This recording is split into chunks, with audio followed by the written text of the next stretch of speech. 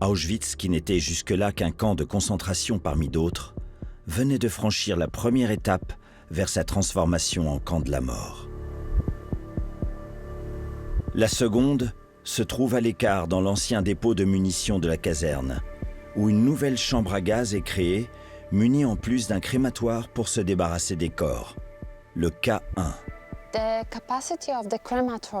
Le crématorium avait la capacité de brûler 400 corps par jour. Mais comme on le sait, ce nombre était très fréquemment doublé. Les nationalités des personnes incinérées ici étaient très diverses. En premier lieu, ce fut la population polonaise. Ensuite, ils ont amené des prisonniers soviétiques, puis tchèques. Après 1942, lorsque l'extermination massive du peuple juif a commencé, ils les ont aussi brûlés là.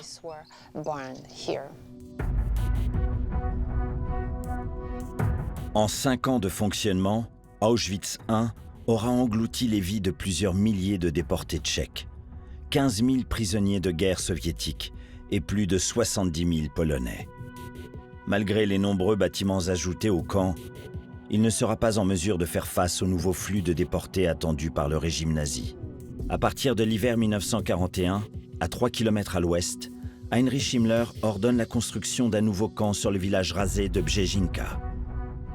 Il deviendra le plus grand camp de concentration et le plus important centre d'extermination du régime nazi. Auschwitz II, Birkenau. Initialement, la construction de Birkenau est décidée dans le contexte de Barbarossa, l'invasion de l'URSS. Et l'objectif, c'est de détenir là jusqu'à 200 000 prisonniers de guerre soviétiques qui vont fournir de la main-d'œuvre pour tous les projets qui ont été développés à Auschwitz. Plus la guerre progresse, plus les politiques nazies sont ambitieuses et donc projettent des plans de plus en plus pharaoniques. Et le site de Birkenau en est une illustration. Conçu dans un premier temps pour détenir 100 000, puis 200 000 prisonniers soviétiques, avant que le génocide des Juifs d'Europe n'y soit planifié, la superficie démesurée du camp ne va cesser d'évoluer.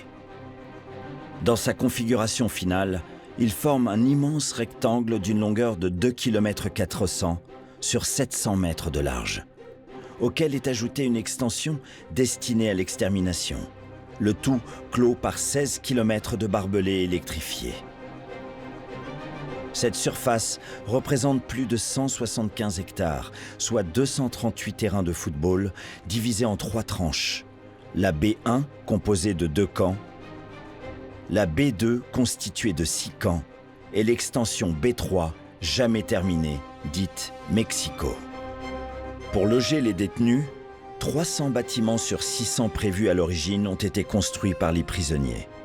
Aujourd'hui, seules les cheminées des baraques en bois et les blocs en briques ont résisté au démantèlement et à l'épreuve du temps.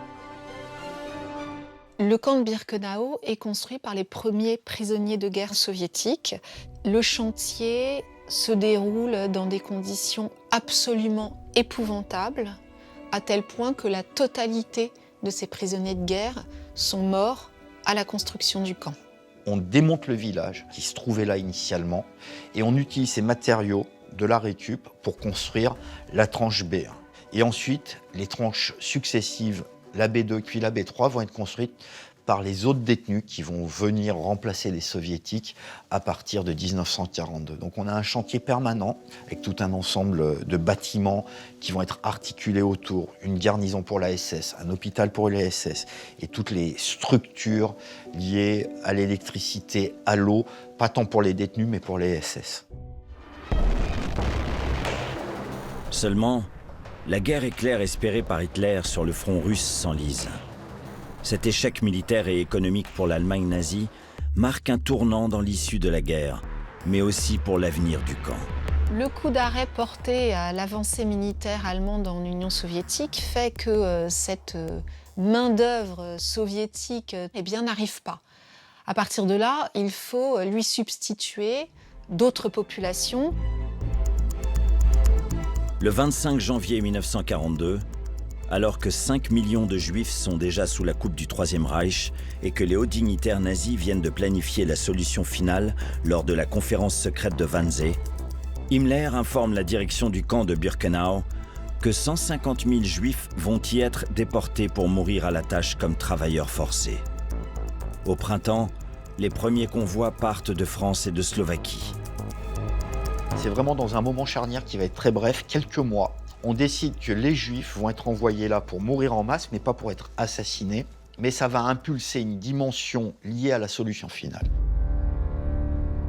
6 mois plus tard, en juillet 1942, pour la première fois, le régime nazi décide non seulement d'exploiter la main-d'œuvre juive, mais aussi d'assassiner tous ceux jugés inaptes au travail dès leur arrivée au camp.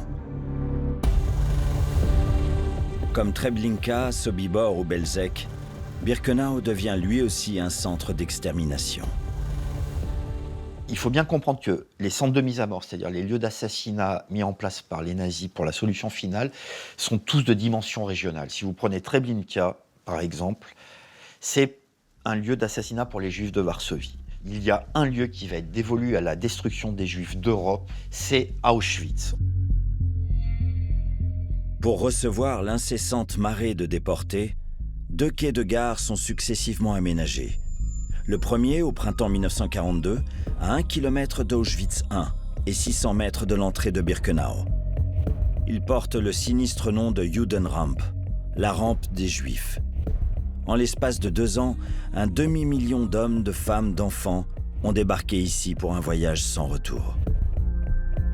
Le second quai, appelé Bahnrampe, construit en mai 1944, ne fonctionnera que quelques mois. Il deviendra pourtant le plus emblématique de la Shoah. Il pénètre à l'intérieur du camp, où 3 voies permettent à plusieurs convois d'entrer simultanément jusqu'aux portes des chambres à gaz. Chaque convoi qui débarque sa cargaison humaine, c'est entre 1000 et 3500 personnes qui foulent la rampe, le quai où les transports s'arrêtent et qui sont gérés, entre guillemets, par les SS.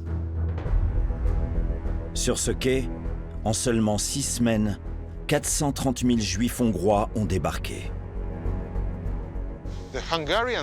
L'action hongroise a été la plus grande et la plus rapide exécution de masse dans l'histoire du camp d'extermination d'Auschwitz. Et c'est le moment où, d'un lieu d'assassinat qui a déjà englouti quasiment 500 000 personnes, on va passer à un lieu d'assassinat qui a participé à la destruction d'1 million de personnes. À raison de 4 à 5 convois par jour, cela représente une foule allant jusqu'à 15 000 personnes qui arrivent quotidiennement sur ce quai. En hommage aux victimes, ce wagon vestige de cette terrible page de l'histoire européenne a été conservé. Ces wagons à bestiaux ont été fabriqués pour transporter des marchandises, transporter des animaux, absolument pas des personnes.